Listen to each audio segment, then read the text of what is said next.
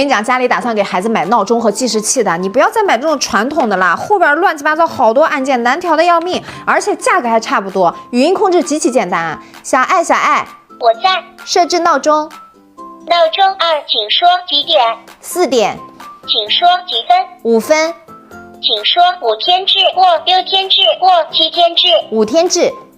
闹钟2，4点5分5天制，这就设置好了。家里要是有熊孩子做作业比较拖拉的，它还能倒计时呢。小爱，我在。倒计时。请说几分？10分钟。你看好了，无聊的时候还能跟他聊天。小爱，我在。今天几号？25年2月20号。你看啥都明明白白的。经常企业上洗手间的也不用特意起来开灯了。小爱，我在。打开小夜灯。好的。就现在这么便宜的价格，人家还送了充电头和线。如果家里面空调或者电视也是语音控制的，它也能连接，真的太划算了。这才是真正解放双手的智能闹钟。小爱，我在。设置闹钟1。闹钟1，请说几点？3点。请说几分？10分。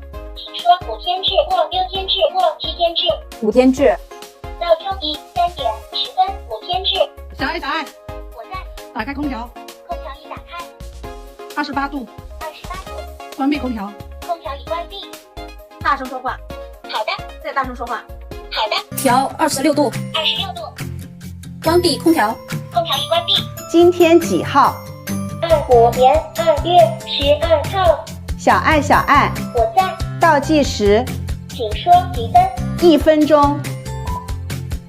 我这次新买的闹钟也太高级了，不仅颜值高哈，它还是可以语音控制的呢。小爱，我在。现在几点？14点8分。就不像以前传统的闹钟啊，你看后面全是按键，你调个闹钟都老费劲了。小爱，我在。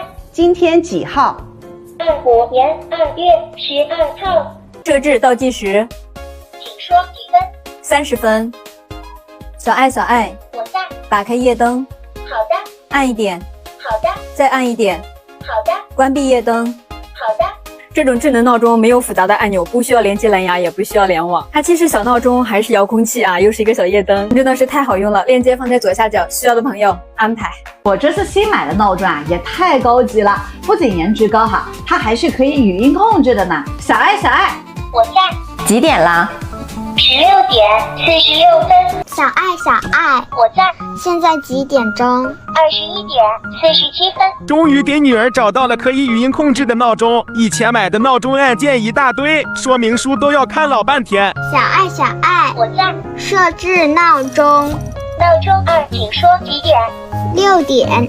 请说几分？45分。请说5天制或6天制或7天制？5天制。不需要联网，不需要蓝牙，既是闹钟又是小夜灯，还是空调遥控器。小爱，我在。好幸运余生陪你走下去，你曾许给我的美梦。新买的闹钟吗？还挺可爱的。如果你单纯只以为它是一个闹钟啊，那你就大错特错了。它不光是能够同时设置3组闹钟，不需要联网，不需要蓝牙，打开就可以用。即时闹钟，又是小夜灯，还是空调遥控器。倒计时。请说几分？5分。小爱，我在。打开小夜灯。好的。按1点。好的。小爱，我在。设置闹钟。请说几点？5点。请说分钟。50分。您可设置5天制、6天制、7天制。5天制。闹钟2，5点50分5天制。关键还是一个空调遥控器。小爱，我在。打开空调。空调已打开。还是一个计时器。小爱，我在。倒计时。请说分钟。5分钟。倒计时5分。我是真没想到，就这个小东西，它不仅是一个闹钟，是一个小夜灯，关键是它竟然可以控制我们家里各种类型的空调。小爱，我在。打开空调。空调已打开。28度。28度。关闭空调。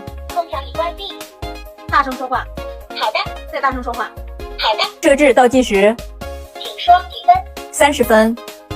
小爱，我在。打开夜灯。好的。按1点。好的。再按1点。好的。关闭夜灯。好的。这多省心啊！如果说你们家是智能空调或者是电视的话，它能当遥控器的，不用联网，不用连蓝牙，直接语音控制，真太方便了。你们去给孩子整一个哈，培养良好的时间观念，这多好啊！